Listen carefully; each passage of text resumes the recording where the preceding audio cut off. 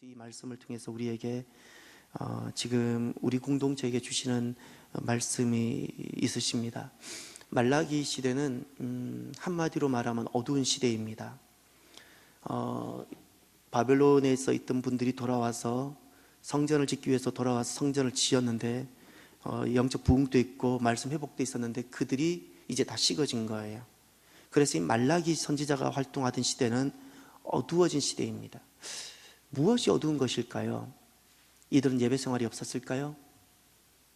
도대체 하나님께서 보셨을 때 말라기 시대는 왜 어두웠을까요? 오늘날 하나님께서 우리를 보셨을 때는 어떻게 보이실까요?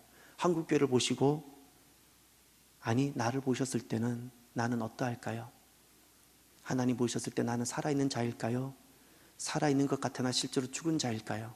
나는 어둠일까요? 빛일까요? 말라기 시대 때 이 시대는 어두운 시대인데 어떤 영적 문제가 있었는가 하니 자기 진단 능력을 상실한 시대예요. 본인에게 병이 있는데 내가 지금 무슨 병에 걸렸는지를 인지하지 못하는 사람들이었어요. 인지하지 못했어요.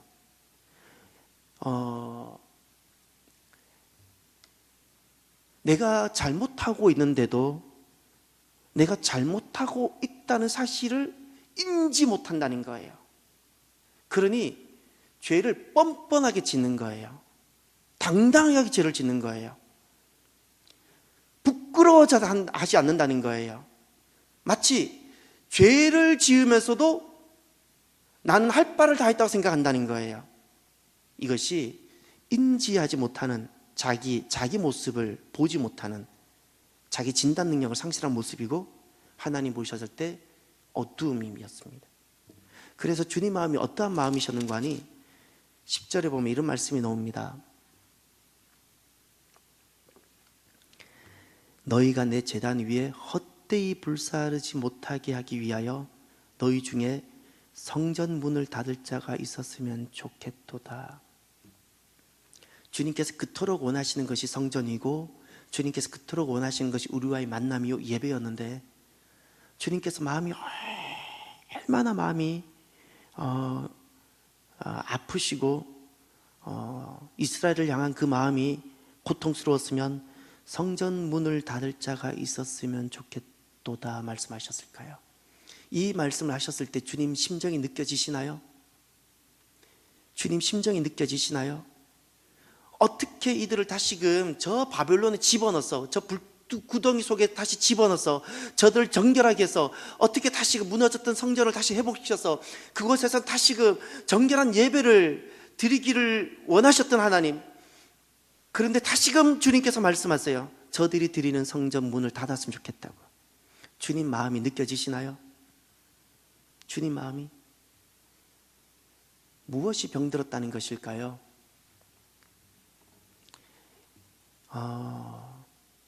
주님께서 보셨을 때 지금 이들이 병들었다는 것은 거짓말을 많이 한다든지 물건을 훔치고 있다든지 이런 윤리적인 것이 먼저 아니었어요.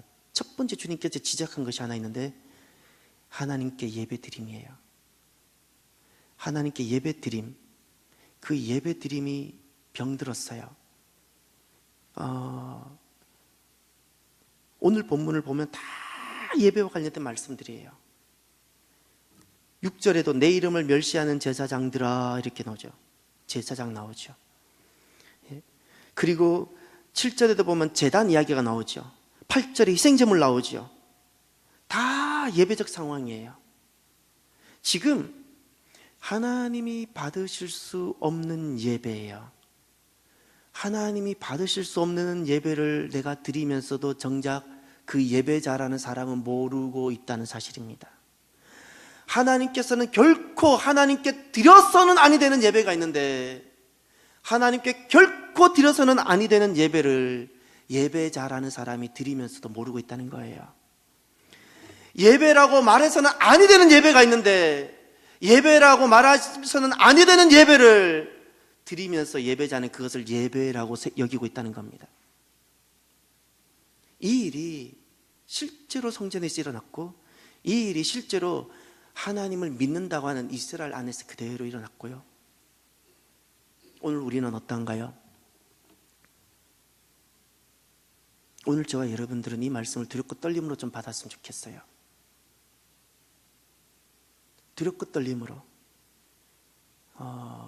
언제부턴가 한국 교회에서 제가 느껴지는 예배는 쇼가 되고 목사님 설교는 강의가 되어가고 있고 얼마나 좋은 메시지 강의를 전해주시나로 바뀌어가고 있고요.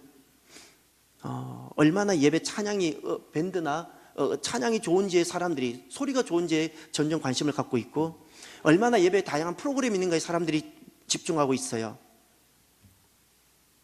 예배가 아니죠? 예배라 생각하세요?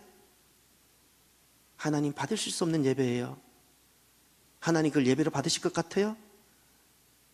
예배라고 말해서도 안 하게 되는 거예요. 그거는 오늘 6절을 보십시오. 받으실 수 없는 예배란 도대체 무엇일까? 받으실 수 없는 예배가 나옵니다.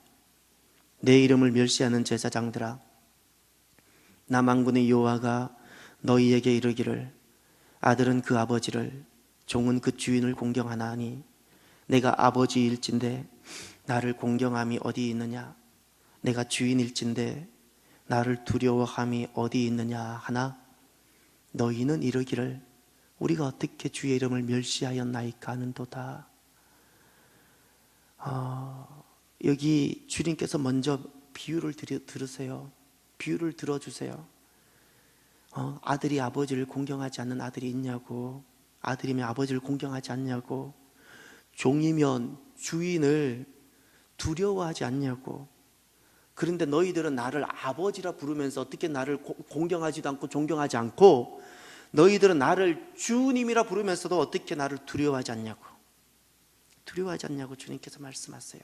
근데 더 가슴 아픈 것은 우리가 어떻게 주의 이름을 멸시하였나이까 라고 하고 있다는 거예요. 차라리 하나님 제가 믿음이 부족하고 제가 아직 너무너무 완악해서 제가 공경하지 못했어요.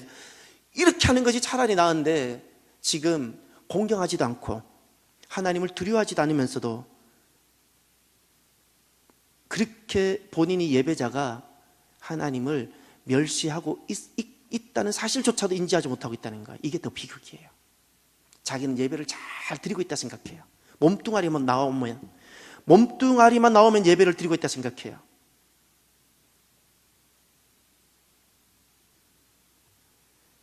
거기 공경이라는 단어가 카바드라는 단어입니다. 카바드라는 단어는 기본적인 개념이 무겁다는 뜻이에요.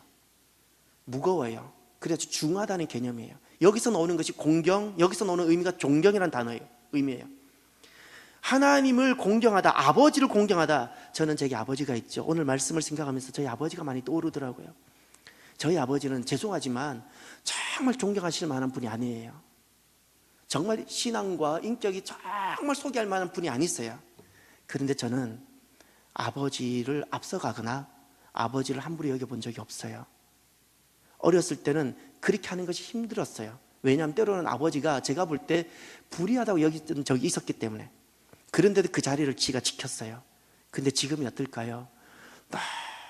너무너무 아버지와 아들과의 그 사이가 너무너무 좋아요.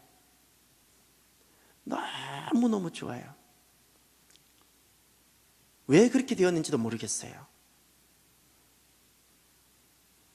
아들은 아버지가 다 옳기 때문에 공경하는 것이 아니고 아들에게 공경하는 거예요.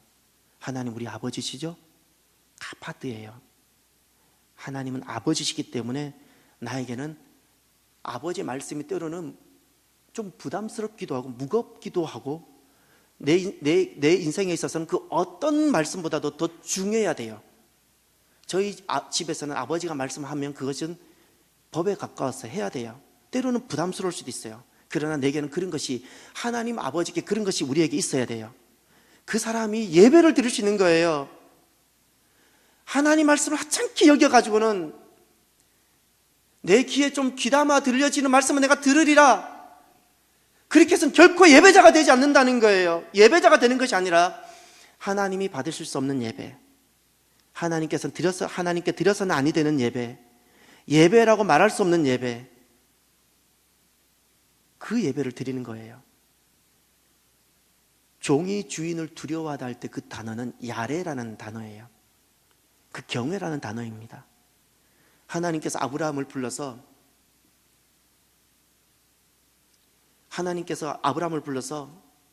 30년이 넘는 시간, 약 40년 가까운 시간을 동안 계속해서 훈련시키면서 이것으로도 훈련시키고 저것으로도 연단시키고 마지막에 아들 이삭을 가지고 연단시키면서 훈련시켜서 마지막 하나 고백받아 놓으신 것이 있어요. 그것이 이제야 내가 나를 경외하는 줄 내가 아노라 라는 거예요. 그 자리에서 아브라함은 이런 실수도 있고 저런 사람이었는데 거기에서 비로소 다시금 하나님을 예배하는 자로 다시금 살아가는 거예요. 그 이후로는 더 이상 하나님은 아브라함을 테스트하지 않으세요. 테스트하지 않으세요. 우리 안에 카바드가 있는지요. 하나님 아버지에 대한 그 말씀이 때로는 거룩한, 좀 무겁기도 하고 때로는 내게 좀 짐처럼 또 느껴지지만 내가 그것이 나에게는 어떤 것보다 중하게 여겨지고 그리고 하나님 나의 주 대신 주님이라는 거에 대해 주님이시기 때문에 거기에 대한 어떤 경외와 두려움이 있으신지요. 내가 그것이 없다면, 나도 모르게 그것을 잊고 있다면, 그것을 생각하지 못하고 있다면 나는 내가 생각하지 않는 가운데 나는 하나님을 경멸하고 있고 대수롭지 않게 여기고 있고 하나님을 주인을 하찮게 여기고 있게 됩니다. 그것을 오늘 본문에 멸시라고 말했어요. 제사장이라도 멸시할 수 있고요. 오늘 본문에 이렇게 말했죠. 내 이름을 멸시하는 제사장들아, 잊지 마십시오. 제사장일지라도 멸시할 수 있다는 사실은요, 모두가 다 포함이 될 수 있다는 사실입니다. 두렵고 떨림으로 받아야 돼요. 가바드가 있나요? 야레가 있나요? 이것이 없으면 죄송하지만 쇼입니다. 몸뚱아리입니다. 아무것도 아닙니다. 공경과 두려움이라는 것은요, 눈에 보이지 않는 거예요. 아무리 시력이 좋아도 공경이 있고 가바드가 있고 야레, 두려움이 있는지 경외가 있는지는 아무도 볼 수 없어요. 보이지 않는 거예요. 보이지 않는다고 내가 만약에 이것을 중하게 여기지 않고 대수롭지 않게 여기고 있지는 않습니까? 하나님은 예배자를 찾으신다고 말씀하셨죠. 하나님께서 예배하는 자를 찾으신다고 하실 때 그 예배하는 자란 누구일까요? 눈에 보이지 않지만 보이지 않는 것이 그 마음으로 아버지를 카바드하고 있어요. 아버지를 존경하고 하나님 아버지를 공경하고 있고 마음으로 하나님 중심을 보시는데 내 마음으로 중심으로 하나님을 야레 경외하고 있는 바로 그 사람을 찾는다는 뜻이에요. 예배의 첫 요소는 내가 몸뚱아리가 예배당에 오는 것이 아니라 하나님이 아버지가 되셔야 돼요. 잊지 마세요. 아버지라는 공경과 존경이 내게 있어야 되고 예수님이 주님이시라는 경외가 내게 있어야 돼요. 경외가. 우리가 예배를 어떤 순서에 의해서 드려지죠. 내가 이런 순서 하나하나가 예배가 되기를 원하고 하나님이 받으시는 예배가 되려면 모든 순서의 두 가지를 확인하십시오. 찬양이든 기도든 예물이든 봉헌이든 설교든 무엇이든 카바드가 있고 야레가 있는지를 확인하십시오. 하나님 아버지에 대한 존경과 그분이 나의 주님이신데 그 주님에 대한 나의 경외가 있는지를 결코 설교를 강의로 듣지 마십시오. 하나님 중심을 보세요. 설교를 들을 때 카바드가 내게 있어야 되고 내 마음에 하나님 아버지에 대한 존경, 이 말씀에 대한 경외가 내게 있어야 돼요. 그게 먼저 있어야 돼요. 그래야지 하나님 음성을 내 영이 듣게 되는 겁니다. 우리가 설교를 하고 듣고 찬양을 하고 기도를 하고 우리가 어떤 종교적 행위를 할 때 만약에 내 안에 카바드와 야레가 없다면 그것을 주님께서는 이렇게 말씀하십니다. 하나님을 멸시하는 것, 내가 아무리 부인하려고도 해도 소용없어요. 이 당시 사람들도 그들은 이렇게 말을 해요. 주님, 우리가 어떻게 주님을 멸시하였습니까? 주님, 우리가 어떻게 주님을 멸시하였습니까? 실제로 이들이 그렇게 주님께 말했어요. 근데 주님은 말씀하셨어요. 너는 나를 멸시했다. 너는 나를 멸시했다. 너가 언제 가바드가 있었느냐? 너는 언제 야레가 있었느냐? 그러니 오늘 이 밤에 진짜 저와 여러분들이 내 마음 안에, 내 심장 안에 하나님 아버지에 대한 카바드가 있고 그분이 나의 주님이시기 때문에, 오직 나의 유일한 주님이시기 때문에 그 주님에 대한 야레가 있는지를 보십시오.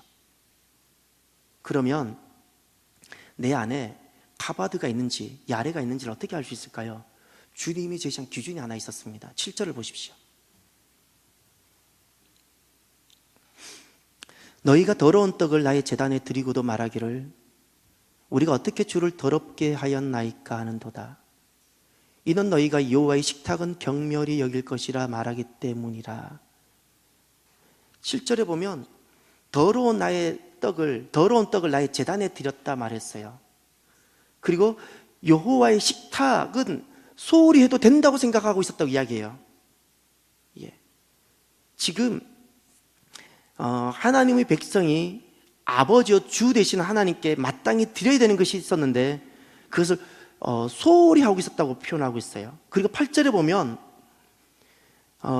희생 제물을 드리는데 눈먼 것으로 드렸다는 표현이 있어요.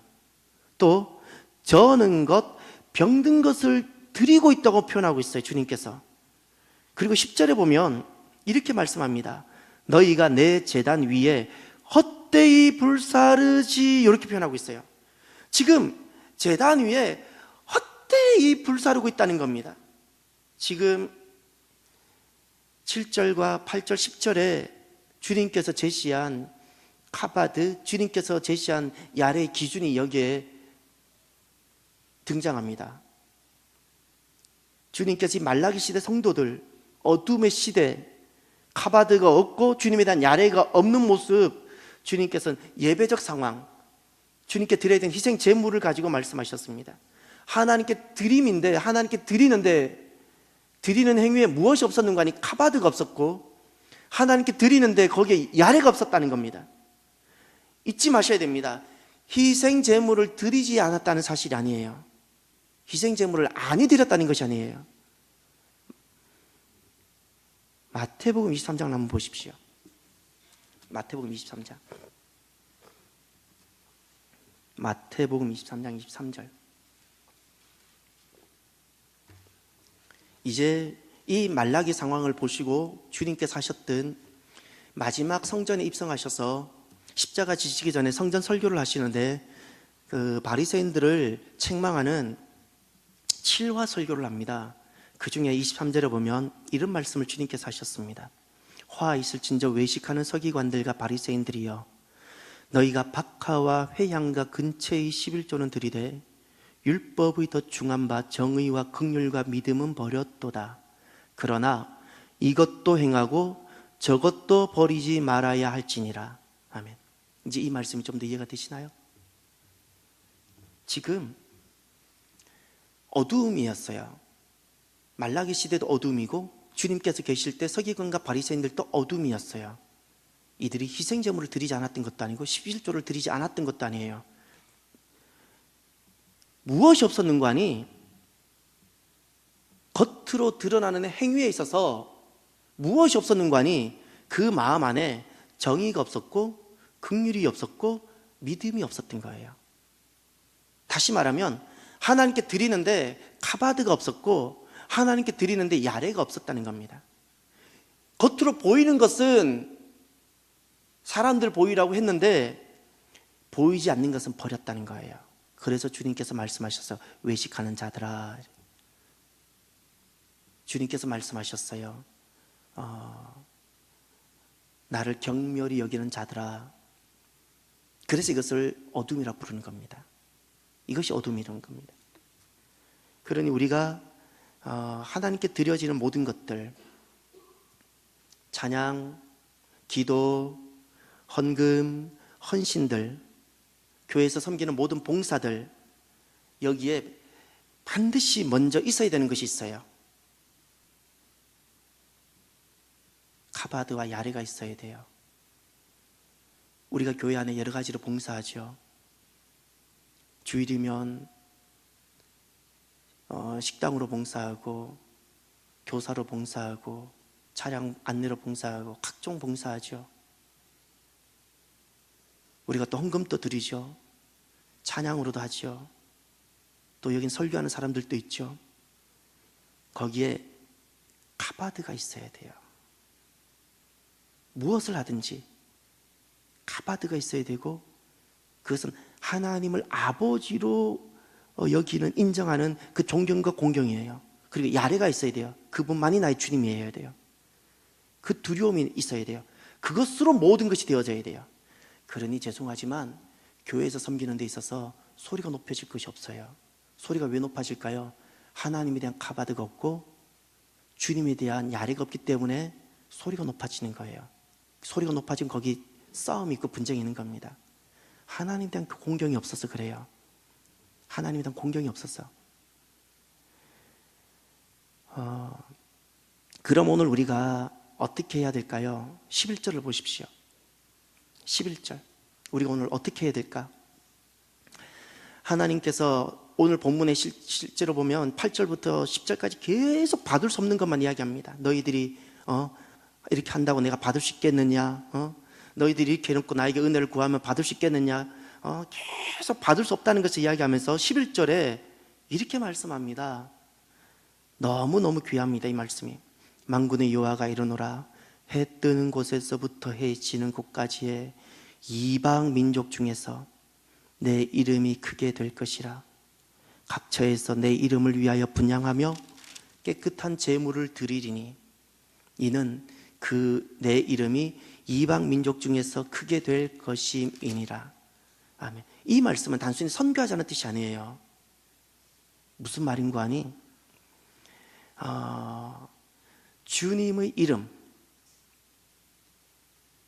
하나님 아버지, 바로 그분만이 나의 주이신데 그분을 가장 크게 높이고 높여라는 말씀이에요. 그분을 오직 그분만을 위하고 위하라는 거예요. 그가 예루살렘에 있든 예루살렘이 아닌 저 땅 끝에 있든 상관없다는 거예요. 해 뜨는 곳이든 해 지는 곳이든 상관없다는 거예요. 오직 주님의 이름만을 높이고 높이라는 거예요. 주님만을 위하여 살아라는 거예요. 그가 누구든지 상관없다는 거예요. 이제는 그가 유대인이든 아니든 상관없다는 거예요. 그가 누구든 상관없다는 거예요. 그가 지난날 어떻게 살아왔든지도 상관없다는 거예요. 오늘 누구든지 주의 이름을 높이고 높이고 전심으로 주님을 위하고 위하는 그 말씀을 하고 있는 거예요. 그 말씀을. 여기 보면 깨끗한 제물을 드리리니 그랬죠. 여러분, 깨끗한 제물이란 무엇일까요? 그 속에 카바드가 있고 야레가 있는 겁니다. 카바드가 있고 야레가 있는 것이 깨끗한 제물입니다. 무엇이 주님께서 받으실 만한 섬김일까요? 헌신일까요? 그 속에 땀이 있는 것이 실은 아니고요. 땀은 얼마든지 인간적인 의가 될 수 있어요. 카바드가 있어야 되고요. 하나님 아버지에 대한 카바드가 있고 나의 주님에 대한 야레가 있는 섬김이에요. 그것만이 주님께서 깨끗한 섬김으로 받으세요. 그것을 주님께서 깨끗한 제물이라 말씀하셨어요. 우리 교회 안에, 오늘 이 땅에 세워진 교회 안에 이런 깨끗한 제물과 깨끗한 섬김이 가득하기를 바랍니다. 오늘 우리가 이렇게 기도하면 참 좋겠습니다. 오늘 이 말씀을 가지고 오늘은 우리 자신을 돌아보면서 두렵고 떨림으로 간절히 기도했으면 좋겠는데, 하나님, 나의 예배를 회복시켜 달라고 기도합시다. 나의 예배를, 다른 사람도 아니고 나의 예배예요. 하나님, 나의 예배를 회복시켜 주시옵소서. 주님께 대한 카바드가 회복되고 주님께 대한 야레가 내 안에서 회복되게 하옵소서라고, 그렇게 오늘 먼저 첫 번째 기도 제목을 가지고 우리 같이 한번 기도했으면 좋겠습니다. 기도합시다. 할렐루야. 하나님 아버지,